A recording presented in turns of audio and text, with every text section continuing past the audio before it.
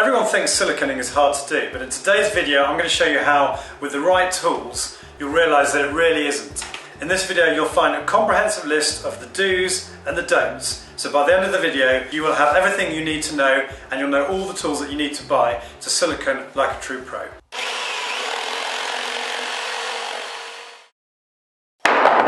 Siliconing can be a bit of a minefield with lots of competing views on how it should and shouldn't be done. That's why I've got my list of do's and don'ts. And at the end of the video, I'm going to be re-siliconing my shower area with all of its uneven tiles, corners and transverse joints, so you get to see just how easy it is to do, even in quite a tricky area like this. So let's have a look at the tools featured in today's video. We've got this Everbuild sealant strip out tool, and we've got a Stanley knife and a scraper here. And to degrease the joint we've got some methylated spirits. We've then got the silicone applicator gun here, two different forms of silicone, clear silicone 781 from Dow Corning and Mapasil, which is a coloured silicone available in lots of different colours. Great when you're trying to match the silicone to the grout. And last but not least, the most important thing in the kit is FujiKit silicone profiling tool from Kramer. Full details of all today's tools will be available in the description at the end of the video. So to demonstrate my list of things that you should avoid doing when you're siliconing, I've prepared this handy little mock-up here. So I'm saying don't use tape, don't use your finger, don't shape the silicone in a concave profile, don't use water and detergent, don't cut the nozzle really small at 45 degrees, or pull the nozzle along the joint. And if you can, although this isn't completely essential, try not to cover all three sides of the joint. Now, these little tips might surprise a lot of you out there. It certainly surprised me when I went from a sort of amateur DIY siliconer in my teens to having fully researched the process and come up with the best possible solution for doing it. So let's have a look at what you shouldn't do in practice. So, when I first started siliconing, I used to get some electrical tape like this, and I would put it around the joint. I thought this was absolute genius because it's guaranteeing me a really straight edge. I then cut the nozzle really small like this at 45 degrees, my thinking being it gave you a much tighter, neater bead. And then I'd apply silicone into the joint like this, pulling the silicone along the joint as I went.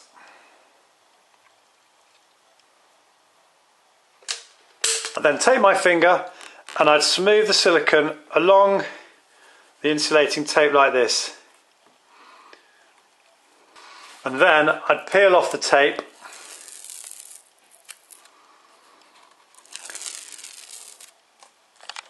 leaving what appears to be a beautiful clean joint. Right, there are a number of problems with this technique. The first one is, although you've got a nice clean line along here, you've immediately got a point, almost like a lip here, a step, where you get bacteria forming. And once you get bacteria forming, that is a breeding ground for mildew, dirt and soap. And it won't be long before you have to replace this silicone bead. That's point one. Point two, by using your finger, again your finger is a source of bacteria, which again is going to lead to mould and mildew forming on the silicone. The third problem with using your finger or any forming tool that has a concave profile like this is that you're creating a very, very thin, weak bead of silicone. Now if I show you on this side profile here, the bead itself is almost non-existent. It's not going to take much flexing of that joint, as can happen, for the silicone to crack. Point two, when somebody cleans this joint, very quickly this very micro thin layer of silicone is going to start being scratched away. When the silicone's set, you can rub this thin bead really easily and it'll start to come away from the surface. As I'll be showing you later in the video, with a diagonal joint or even a convex joint, you're creating a bead of silicone that is over 8 times stronger than this very thin joint you've got here. By drawing the silicone or pulling it along the joint as I'm doing here, you're not forcing it into the joint and you're giving the silicone an opportunity to form gaps between the side of the joint and the silicone. Now this joint I've just done here, which hasn't been tooled yet, looks pretty good, but you can see a little bit of a gap there. And it may be you're restricted behind a tap or something, so you can't get that close, and you might end up sort of producing an effect similar to this here. Now you see there, I mean that's a very obvious gap. but you've also got these gaps all the way along the bead of silicone. Now, typically when I've produced a bead of silicone in the past, I've taken my finger or a forming tool and smoothed it almost straight away. And in this situation, you're going to be closing off most of those gaps, so you've not really got too much of a problem. Although I'll be showing you later on in the video a much better way to apply the silicone into that joint, such that you don't get those gaps. But this is where my video becomes a little bit controversial. A lot of trade pros out there use a water detergent mix as a tooling agent, and they apply it at this point before they've actually smoothed the silicone. I had a guy commenting on my last silicone video and he got very angry and said I was a complete amateur because I wasn't using this water detergent mix. My point is this. The whole point of this water and detergent mix is to create a slippery, greasy surface that the silicone can't grab onto. So in our example here, I'm going to spray the bead, as you often would, and we've now created a surface that's so slippery, look, silicone just doesn't form on it.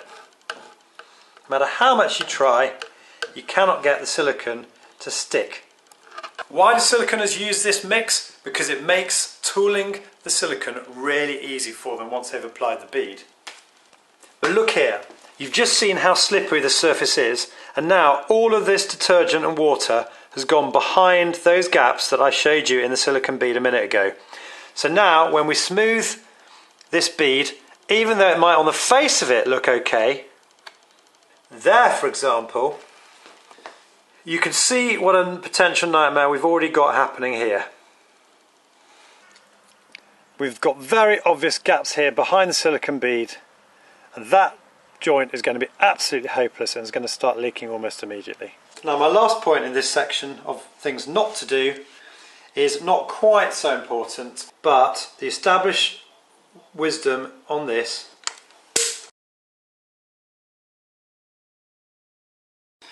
is that you shouldn't really cover all three corners of the joint with silicone.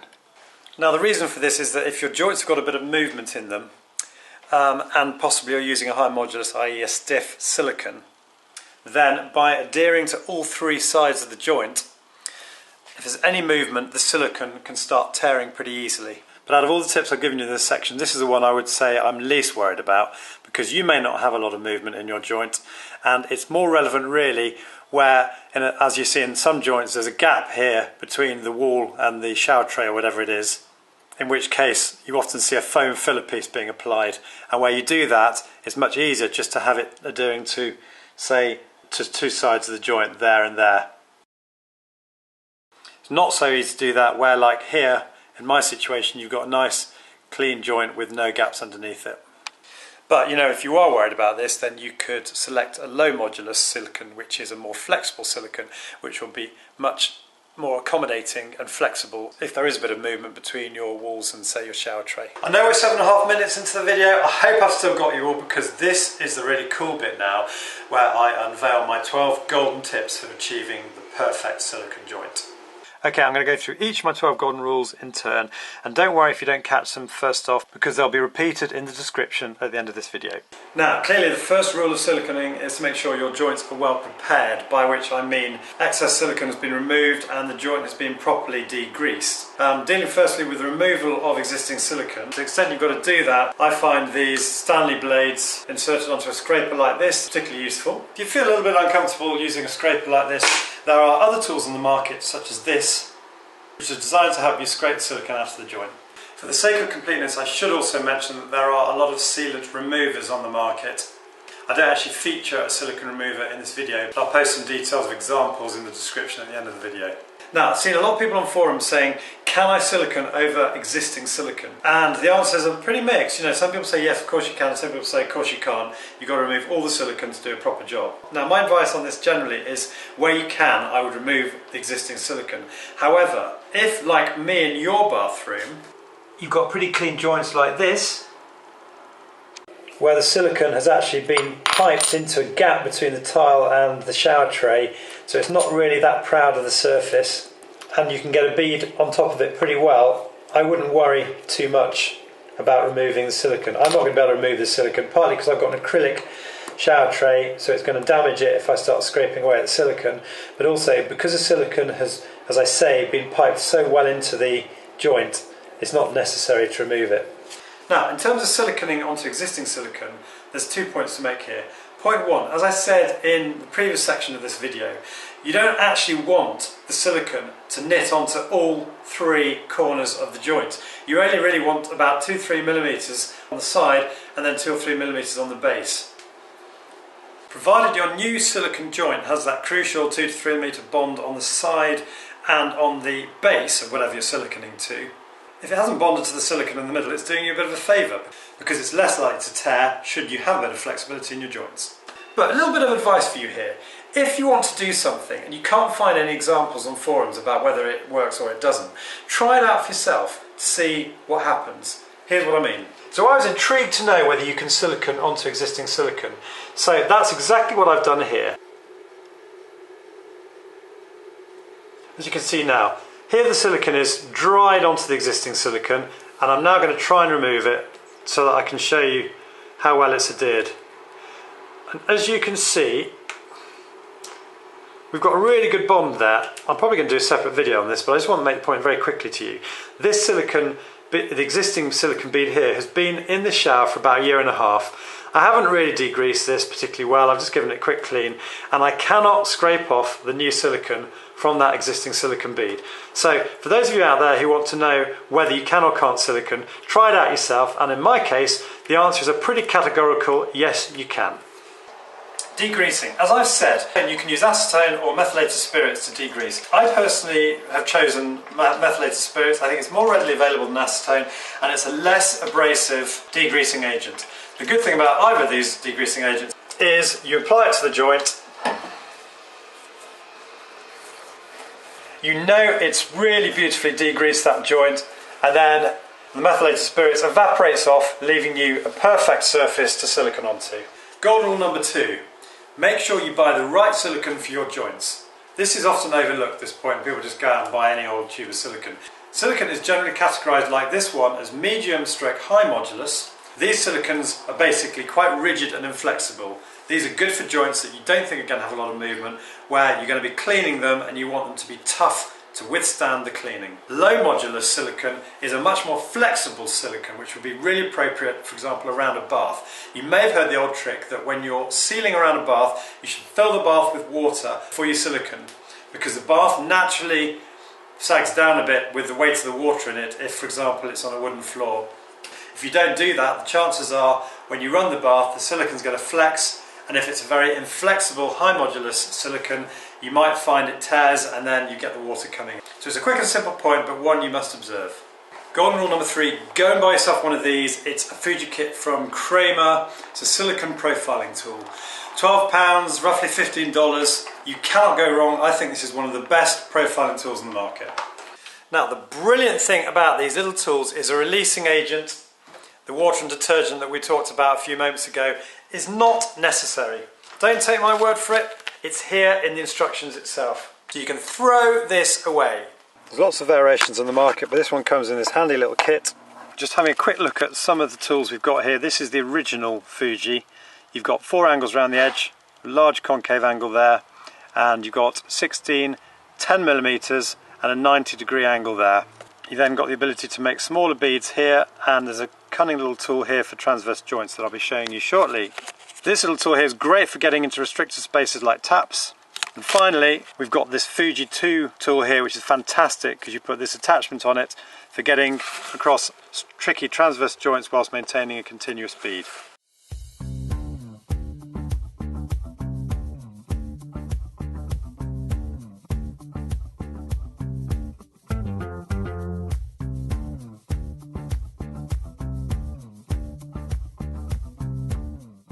And just look at the strength of this diagonal joint compared with the concave joint I did earlier with some electrical tape on my finger. So I'm now going to run through golden rules 4 to 12 as I tackle the re-siliconing of my shower.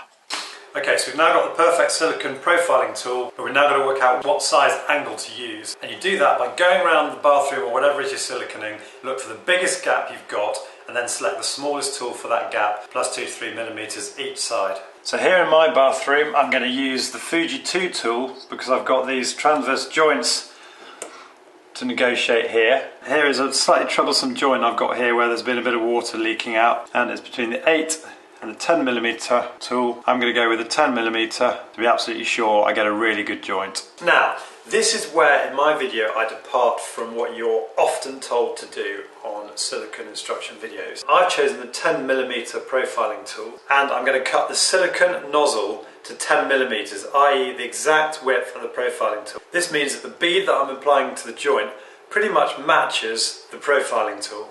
The other thing I'm going to do here, which is pretty surprising, is I'm cutting the nozzle at 90 degrees, not 45 degrees as you would typically expect. Cutting the nozzle to the same diameter as the profiling tool means that the bead that comes out of the silicone is compatible with the profiling tool, so there's not going to be too much wastage. But also, cutting the nozzle at 90 degrees means that we are encouraging ourselves to force the silicone into the joint rather than pulling or dragging, which is what you're more inclined to do if the nozzle is cut at 45 degrees. See, by doing it like this, I'm forcing the silicone into the joint. That way I know there won't be any gaps. Now, the other thing about this tool is you're encouraged to work in short sections. As you pull the tool along, you want to make sure that you're keeping the tool in contact with the wall on both sides. And then, to the extent you can see a little bit of excess silicone, like here, you can just go back over the area, removing that excess silicone.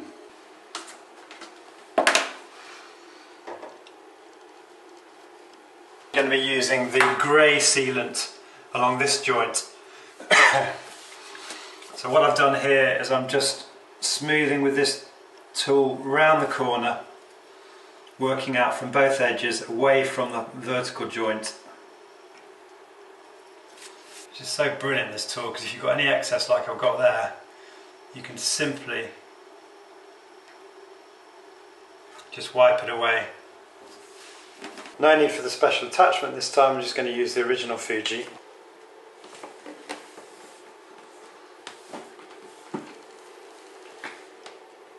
Working in short sections because you simply don't need to do the whole run in one go. Now I'm just going to trim around the corner to get that lovely clean edge.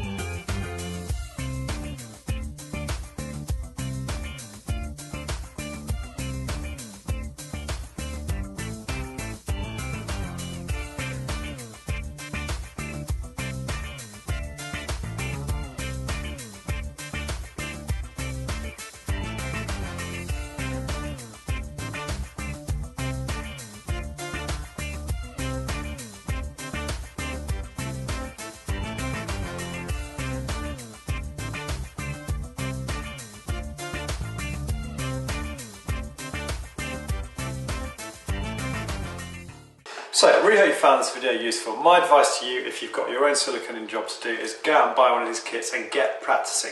Practice makes perfect. And the beautiful thing about these tools is you can have a bit of a go, and if you're not completely pleased with the finish you've got, you can just scrape it off and start again.